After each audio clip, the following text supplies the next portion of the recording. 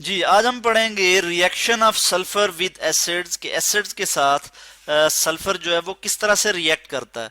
उसमें हम देखेंगे नाइट्रिक एसिड की बात करेंगे। HNO3 कहते हैं नाइट्रिक एसिड को। HNO3 नाइट्रिक एसिड का ये केमिकल फार्मूला है। और उसके बाद हम देखेंगे कि एक और एसिड है हमारे पास sulphuric acid H2SO4 sulphuric acid. इन दोनों के साथ जो है वो सल्फर किस तरह से रिएक्ट करेगा। तो जब हम सल्फर को नाइट्रिक एसिड या सल्फ्यूरिक एसिड के साथ वार्म करेंगे तो नाइट्रिक एसिड और सल्फ्यूरिक एसिड जो है वो क्या बना देंगे। जब सल्फर के साथ रिएक्ट करेंगे तो नाइट्रिक एसिड से बन जाएगी जी nitrogen dioxide NO2 nitrogen dioxide gas बन जाएगी NO2 नाइट्रोजन डाइऑक्साइड गैस। और इसी तरह सल्फ्यूरिक एसिड से हमारे पास क्या आ जाएगी सल्फर डाइऑक्साइड गैस आ जाएगी SO2 आ जाएगी। अब हम देखते हैं कि जो नाइट्रिक एसिड हैं या सल्फ्यूरिक एसिड हैं ये एज अ ऑक्सीडाइजिंग एजेंट के तौर पे बिहेव करेंगे जब सल्फर के साथ रिएक्ट करेंगे। ऑक्सीडाइजिंग एजेंट मैं यहां लिख लेता हूं कि oxidising agent oxidising oxidising agent क्या होता है कि जो खुद इलेक्ट्रॉन जो है वो जो खुद इलेक्ट्रॉन लेता है किसी दूसरे से इलेक्ट्रॉन लेता है और उसको जो है वो ऑक्सीडाइज कर देता है, खुद रिड्यूस हो जाता है। यानी क्या होगा कि ये जो नाइट्रिक एसिड या सल्फ्यूरिक एसिड ये ऑक्सीडाइजिंग एजेंट हैं, ये क्या करेंगे किसी दूसरे कंपाउंड या किसी दूसरे केमिकल स्पीशीज से इलेक्ट्रॉन्स लेंगे, खुद जो है वो रिड्यूस हो जाएंगे और उनको जो है वो ऑक्सीडाइज कर देंगे। तो ऑक्सीडाइजिंग एजेंट क्या होता है, इट सेल्फ रिड्यूस हो जाता है। मैं यहां लिख लेता हूं itself reduced. Oxidising agent क्या होता है जी, इट सेल्फ रिड्यूस्ड। और क्यों रिड्यूस्ड होता है, bye gaining electron, bye gaining GAINING bye gaining electrons. मैं यहां लिख लेता हूं बाय गेनिंग इलेक्ट्रॉन्स। तो सल्फ्यूरिक एसिड या नाइट्रिक एसिड जो है वो एज ऑक्सीडाइजिंग एजेंट के तौर पे बिहेव करेंगे जब वो सल्फर के साथ रिएक्ट करेंगे। इसके लिए हम रिएक्शन देख लेते हैं। यहां पे हम रिएक्शन देखेंगे सल्फर का। सल्फर सॉलिड स्टेट में मौजूद है और ये रिएक्ट कर रहा है जी किसके साथ, हम अब पहला रिएक्शन हम देखेंगे नाइट्रिक एसिड के साथ, HNO3 के साथ नाइट्रिक एसिड।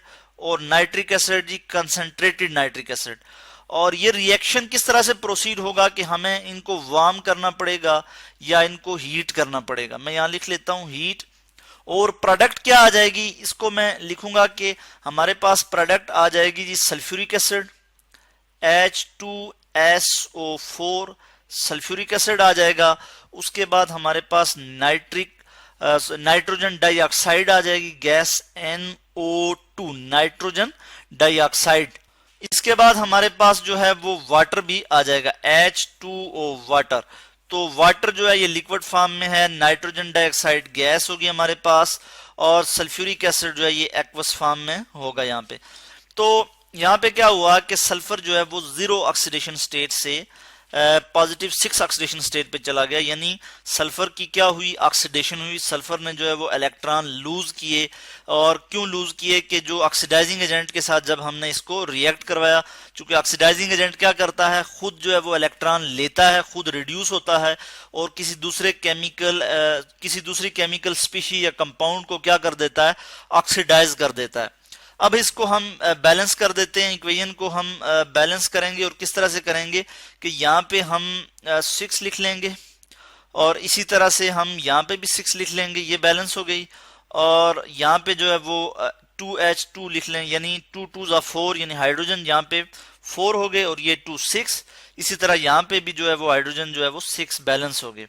इसी तरह हम सेकंड रिएक्शन देखेंगे और वो हम देखेंगे किसके साथ जी, सल्फर का रिएक्शन हो रहा है जी हमारे पास सल्फ्यूरिक एसिड के साथ H2SO4 sulphuric acid H2SO4 sulphuric acid. और सल्फ्यूरिक एसिड जो है ये भी कंसंट्रेटेड है और ये किस तरह से हो रहा है जी कि इसमें हम हीट करेंगे।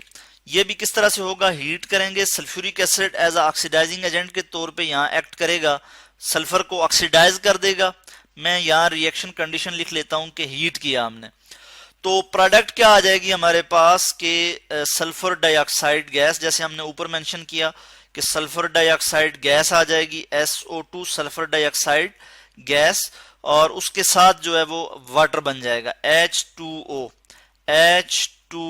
वाटर, और ये लिक्विड स्टेट में है वाटर। यहाँ पे हमारे पास वाटर आ गया, और इस इक्वेशन को हम बैलेंस कर देते हैं। हम यहाँ पे 2 लगा देंगे, और यहाँ पे भी हमें 2 लगाना होगा, तो यहाँ पे भी जो है वो हाइड्रोजन बैलेंस हो जाएंगे, मगर यहाँ पे सल्फर जो है वो बैलेंस नहीं है, तो इसको बैलेंस करने के लिए मुझे यहाँ पे 3 ऐड करना होगा। तो इस तरह से ये जो है वो इक्वेशन जो है वो बैलेंस हो जाती है। और हमें पता लगा कि जो सल्फ्यूरिक एसिड या नाइट्रिक एसिड हैं, ये एज ऑक्सीडाइजिंग एजेंट के तौर पे रिएक्ट कर रहे हैं। यानी जब हमने सल्फर को ऑक्सीडाइजिंग एजेंट्स के साथ या एसिड्स के साथ जब रिएक्ट करवाया, तो सल्फर की क्या हुई जी, ऑक्सीडेशन हुई, और सल्फर जो है वो जीरो ऑक्सीडेशन स्टेट से, इस केस में जब सल्फ्यूरिक एसिड के साथ हमने इसको रिएक्ट करवाया, तो जीरो ऑक्सीडेशन स्टेट से पॉजिटिव 4 ऑक्सीडेशन स्टेट में कन्वर्ट हो गया। यानी ऑक्सीडेशन स्टेट क्या होता है कि जितने कोई भी एलिमेंट इलेक्ट्रॉन लूज कर सकता है या गेन कर सकता है, उसके लिए जो हम नंबर असाइन करते हैं उसे हम ऑक्सीडेशन नंबर या ऑक्सीडेशन स्टेट कहते हैं। तो ये था जी हमारा आज का topic, reaction of sulphur with acids.